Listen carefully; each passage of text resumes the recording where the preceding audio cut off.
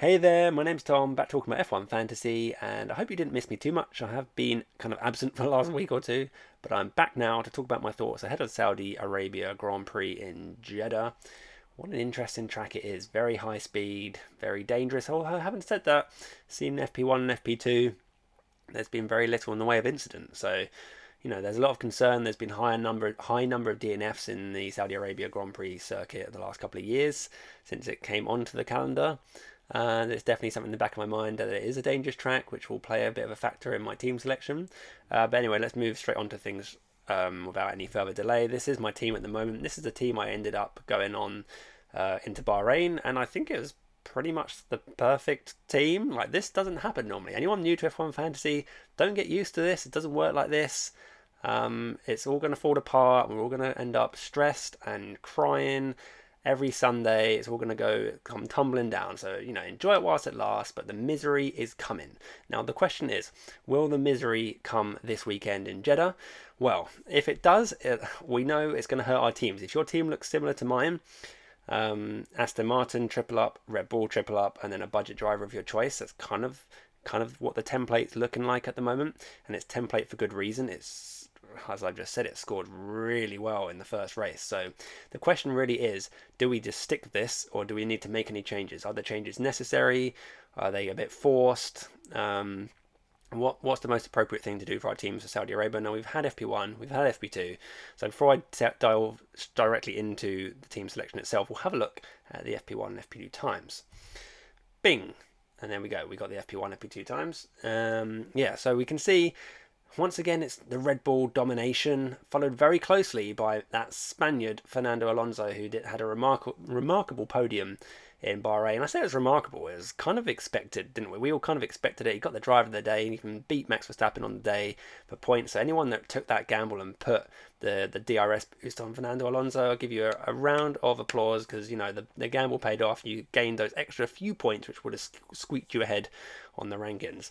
But yeah, FP1, FP2 in Jeddah this weekend. We can see Max Verstappen just dominating once again. He's been ill all the week with a stomach bug, but it doesn't seem to have affected him at all. He comes straight back in and just totally dominates the practice sessions. Even in the faster runs on the soft tire. Well, that said, I say the faster runs on the soft tire. Even their longer runs are on the soft tire. Like all the teams are really testing out that soft tire, which is quite interesting. But yeah, Max Verstappen just really dominant on the sort of more quali runs and also the longer runs. And Aston Martin right up there as well. We see Lance Stroll sort of hanging on to Fernando Alonso, only a couple of places behind in both FP1 and FP2. It looks stable, that car. It's got good downforce, and I was a bit concerned about its speed through the straights. There's quite a few long straights going through around the track in Jeddah, but I don't think it's too much of an issue, to be honest. The car looks good. It looks reliable, and I'm not sure we need to change too much of our teams, but we'll continue looking down the list, because someone that has piqued my interest is this man here, the Frenchman Pierre Gasly. You see him here in P6 in FP2 and P8 in FP1. Now, last year he was a bit unreliable from practice sessions going into qualifying. He was a little bit hit and miss. Sometimes he'd be doing better, sometimes he's doing a lot worse. In fact, we can have a quick look at the quali predictor last year. He was down here at the bottom. He was the least predictable person in terms of going from practice into qualifying. You can see seven times he improved by an average of 4 or 5 positions, and 6 times he was worse going from practice to qualifying. So it's really hard to predict Gasly from last year. However, he's in a new team. He's in the Alpines this year. Maybe we've got a bit more consistency from him this year. Hopefully, it might just be because he was in the AlphaTauri, which was a bit inconsistent with strategy and reliability. So yeah, definitely someone that's got me interested is Pierre Gasly. I'm going to talk about him in just a minute in terms of the actual team selection, because it's someone I'm quite seriously considering, to be honest. We'll have a look at that. Now, something which stands out to me quite a lot already is the fact that the Ferraris are down here. If I sort of highlight this kind of area, I don't know where sign is up there, so sort of this area, you can see in this vicinity, that's where the Ferraris are. It's not where you expect them to be, is it? We'd always expect them to be up in, for last year anyway, expect them to be fighting up there, P1, P2, P3. And if we scroll up, actually, we can see the times from last year in qualifying. You see Leclerc on top, Leclerc on top, Leclerc on top from FP1, FP2, FP3. Signs P4, P3, P4. Like Ferraris are right up there. They've obviously had a bit more of a rough time starting this season, and it looks a little bit shaky for the Ferraris again. And Charles Leclerc is another one that's hot on my radar. It's been hot on my radar all week, mainly because of this grid penalty that he's been confirmed as taken, 10th-place grid penalty. Which this year is actually quite beneficial in terms of F1 fantasy, because it means you get those positions gained and overtake points, and there's lots of potential for Leclerc to score big this race. But it does concern me about that reliability, and also the times aren't super impressive. Maybe they've turned the engine down for practice sessions. Maybe they're a bit worried themselves about all the different parts that they've installed into their car this weekend, which is another reason why I'm kind of worried about them reliability wise. We're into race 2 and they've already chucked on a load of new parts to the car. For reliability concerns. So yeah, if you want to go Charles Leclerc this weekend, I wouldn't fault you, but I think it's certainly a risk for sure. In terms of the rest of the best of the rest, the Mercedes don't look great. George Russell's up there in P5 looking fine. Hamilton struggled here last year. He went out in Q1 last year, which is a real stinker of a performance. So yeah, they're overpriced in F1 fantasy at the moment for what they're doing, so I'm not going to touch the Mercedes for now. And then past that, it's kind of the best of the budget drivers. Why don't we throw it back to the actual teams to see what's going on at the moment? So like I said, the options I can see for this weekend in Jeddah are kind of the following. Number one, should we say, is leave it exactly as it is. Don't even touch it. If we're going to do that, that's absolutely fine. In terms of the triple Red Bull, triple Aston Martin, and the budget driver, I think that's fine. Obviously, it's a high risk. If that inevitable DNF eventually comes, it's going to really hurt us. So we can sort of sidestep that a little bit by making some changes. But are we playing scared if we do that, or do we actually want to just try and maximize those points like we all, well, not all of us, a lot of us would have chosen teams similar to what I've got at the moment, and we've reaped the benefits? Are we just going to continue to try and reap those benefits, build up the budget as these drivers continue to go up in price, and just if the DNF happens, then well, whatever, because it's probably happened to everyone else it has happened to everyone else who's got a similar team, and we all pay the same sort of price. But in the meantime, we can just sort of accumulate those points and not be too worried about getting those DNF big heavy hits of minus 40 basically as we're tripled up. But yeah, one thing, if I was going to stay with this, I'm not sure I'd go Guan Yu Zhou.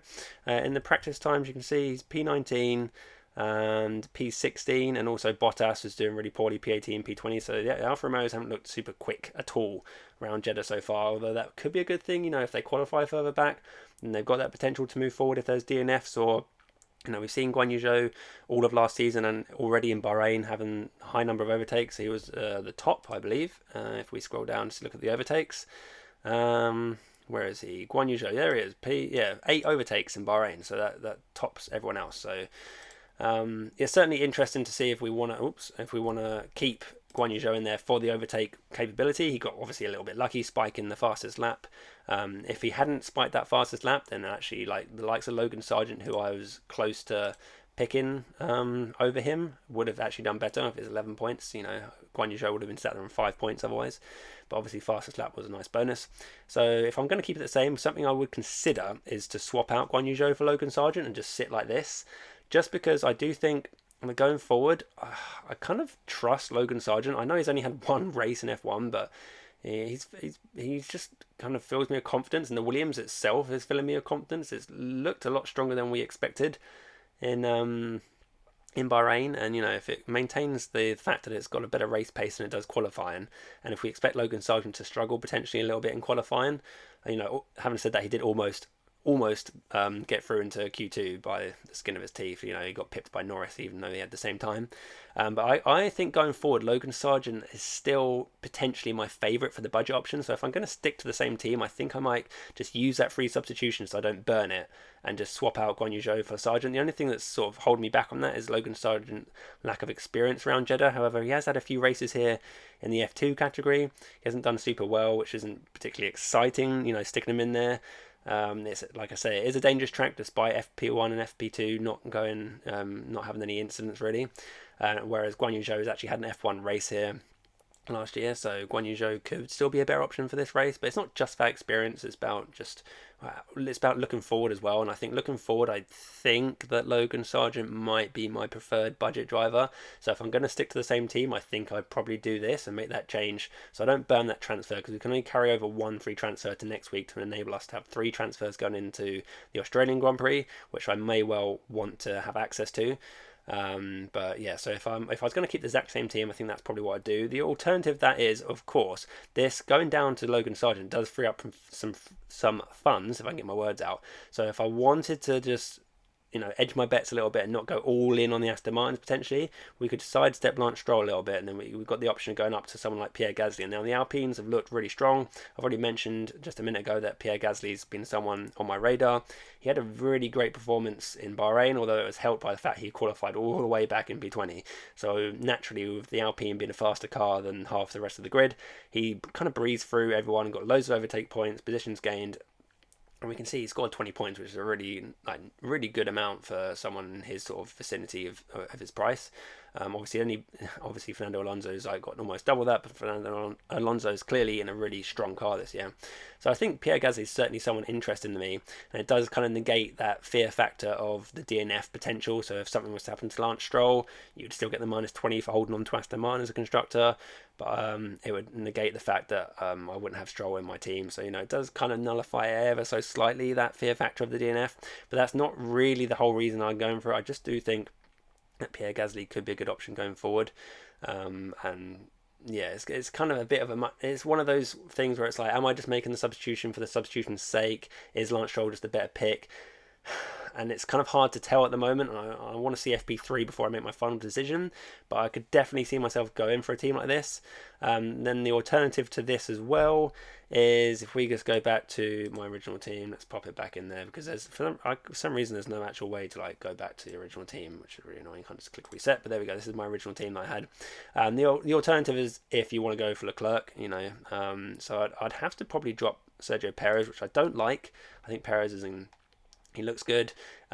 He got pole round here last year. The Red Bull just looks really strong, so I don't really want to cut down on Sergio Perez whatsoever, to be honest, but it's the only way I can get to Charles Leclerc. And then I'd also have to get rid of Lance Stroll to free up the funds. That gives me 5.1 million, which enables me to extend a little bit into Nick De Vries if I want.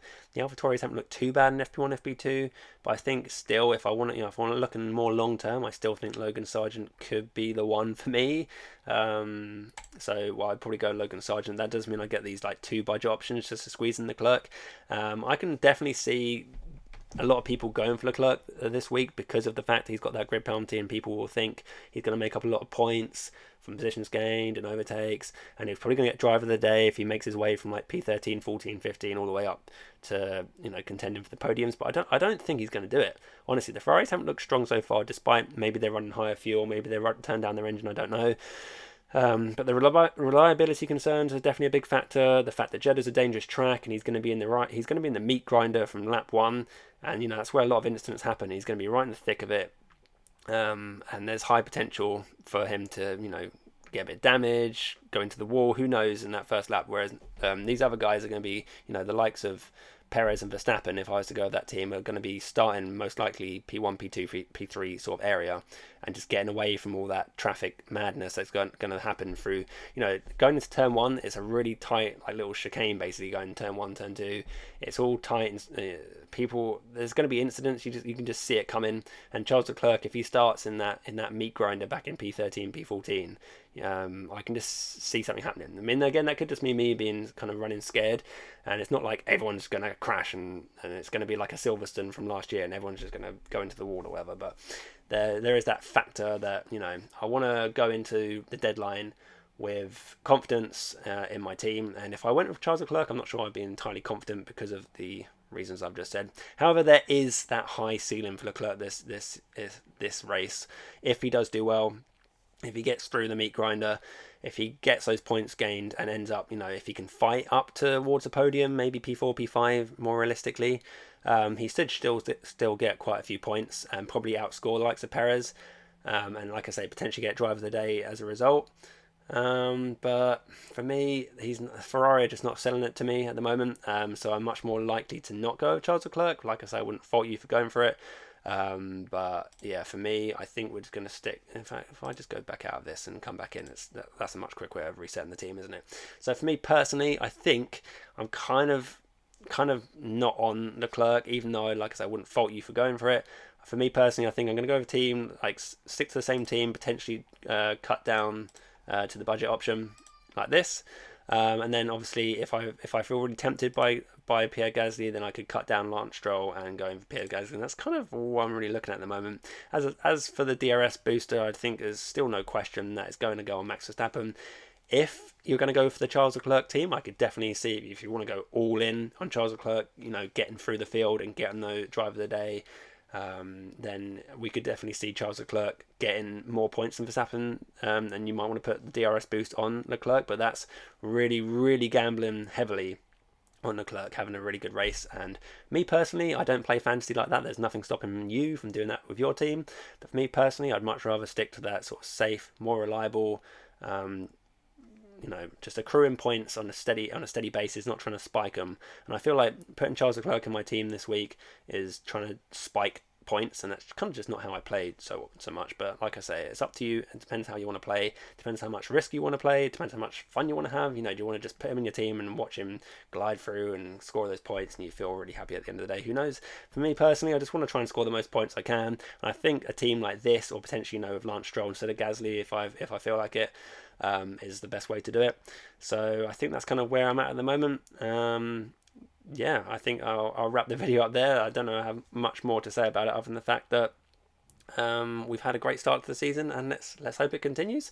Hopefully, I'm hoping for the next race in Australia. I'm going to have a bit more content to put out there, team selection and whatnot. It is a bit of a busy moment in my life at the moment, which I'll probably address later on in a future video. But at the moment, this is it for me for this weekend. There won't be a live stream, unfortunately, going to the deadline because I'm a bit busy with Mother's Day stuff in the UK, so I've got to go see my mum. So unfortunately, there's no live stream for you guys, but hopefully I'll come back and do a live stream maybe for Australia. So in the meantime, that's it for me for now. I hope you've enjoyed the video. I hope you haven't missed me too much. I've missed doing these videos, I will admit. But anyway, I'm going to stop talking and leave you to your weekend. Enjoy, and I'll see you on the other side of Jeddah. Have fun.